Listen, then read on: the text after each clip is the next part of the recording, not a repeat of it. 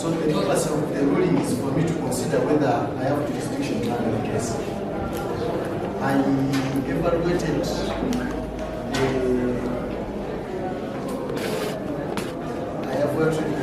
evaluated the law that we discussed here in presence of the previous council, and arrived at the conclusion that this court lacks jurisdiction to handle this petition in its form, that the Local Governments Act doesn't provide for a vote recount for local councils, that the sections relied upon to bring this petition do not in any way grant this court jurisdiction. So this court not having jurisdiction have decided to dismiss the petition with the posts to the first respondent only.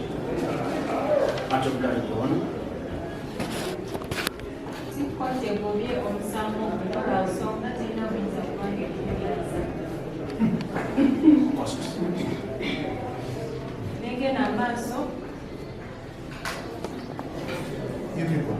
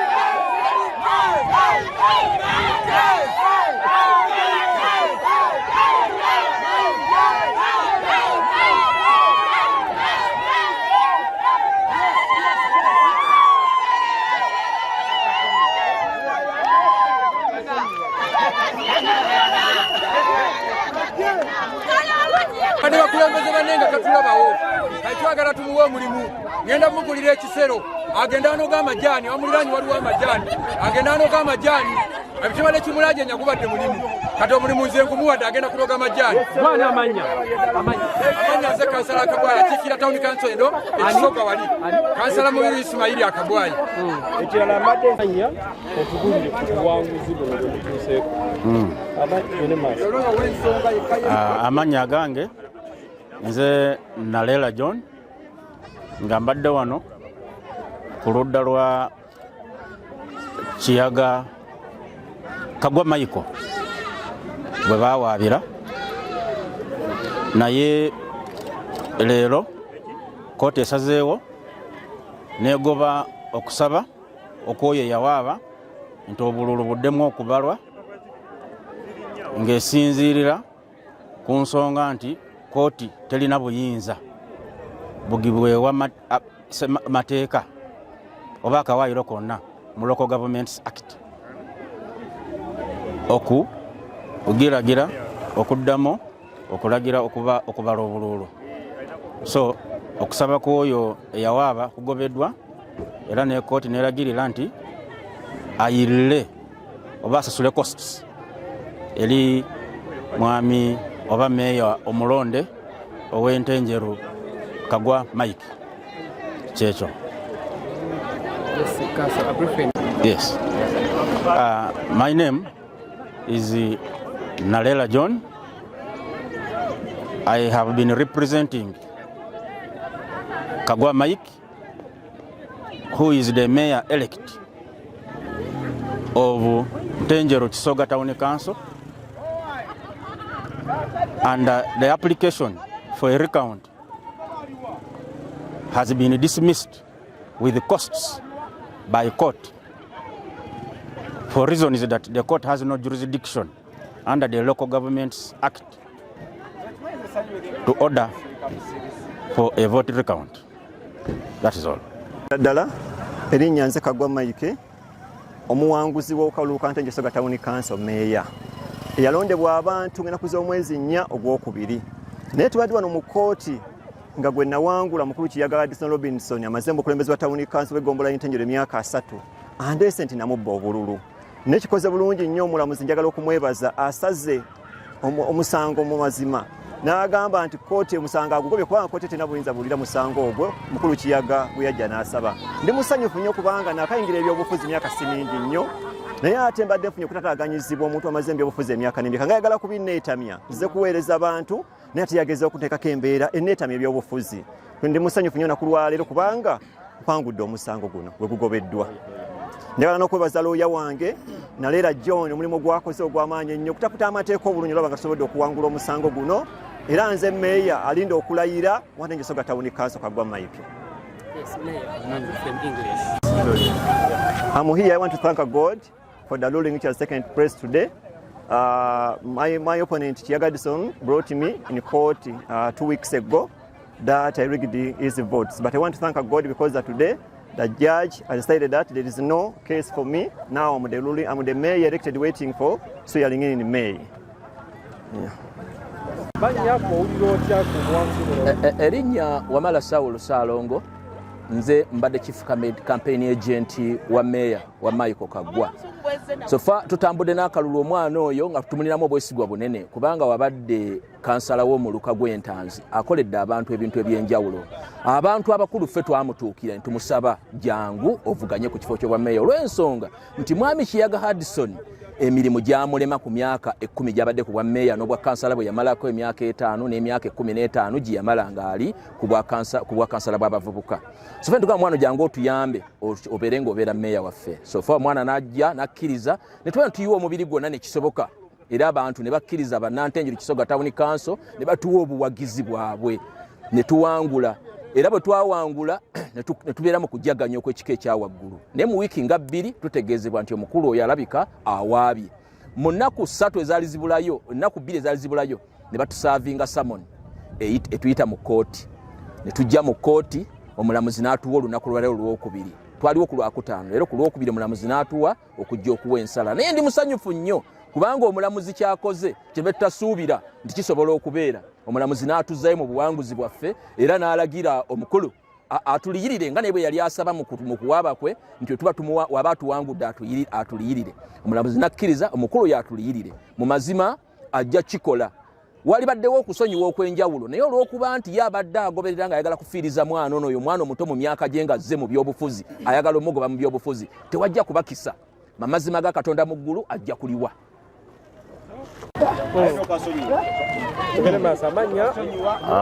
Basebo ne banyabo erinnya lyange nze Kajubijobero kansala omulonde Kisoga Ward mu Ntenje Kisoga Town Council.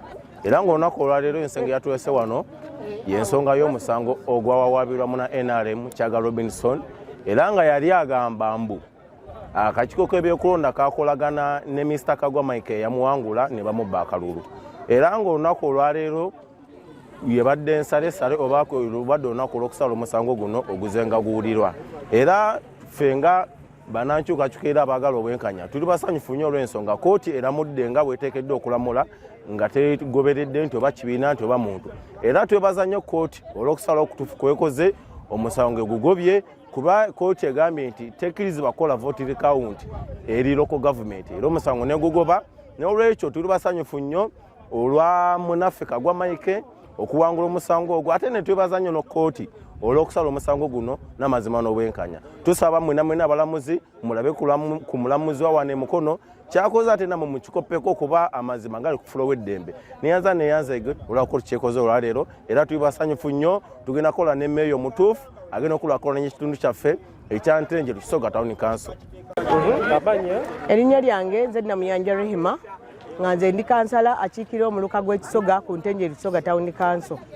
Ndi musanyufu nnyo olw'okuba omulamuzi asaze bulungi nnyo olw'okuba tubadde ekiseera kyonna tukola ne Meeya Kiyaga naye nga tasobodde kuweereza myaka 5 emyaka 10 gye tumaze nga chairperson w'eggombolola eyo byonna biganye okuba nga bikolebwa ate n'ayagala okulwanira obulwanizi obukulembeze obw'ekimpatiira akkirize nga be bamuwangula adde ebbali abaana basobole okukola emirimu abantu abalala betwalonda Kagwa Mike twamulonda ne tumuwa obululu.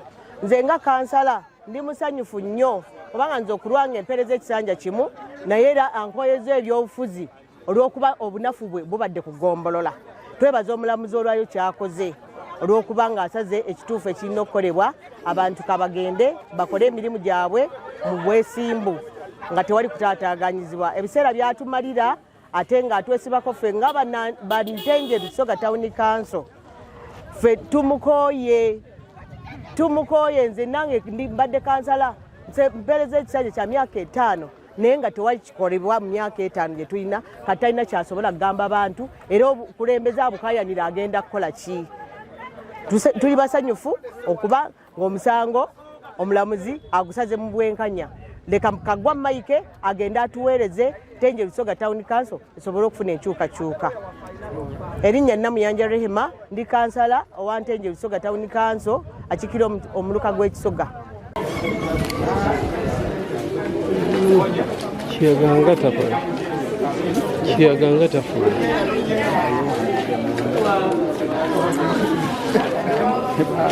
Kiyaga Robinson Hudson. Kiyaga Robinson Hudson ndi meya wa Ntenje Kisoga Town Council. Olukayo kakagwa kabiri 26 akadda mu kifo ekyo ky'okubeera ssentebe wa Ntenje Kisoga Town Council oba meya waayo. Nze ndi mu kooti olwaleero olw'obutaba mu mativu n'ebyava mu kalulu awo. Byali mu kalulu byali bingi byakolebwa bimenya amateeka bingi era ebyawa obuwanguzi oponenti wange okukina nekirowoozebwa nti yansinga obululu musanvu nekisikirizigana nakyo ensonga lwaki ndi mu kooti era byenasabye kooti nabitaddemu ngala kooti ekkirize tulabe amazima n'obwenkanya mu buwanguzi bwe obukize kyendowooza nti obuwanguzi bwe si butuufu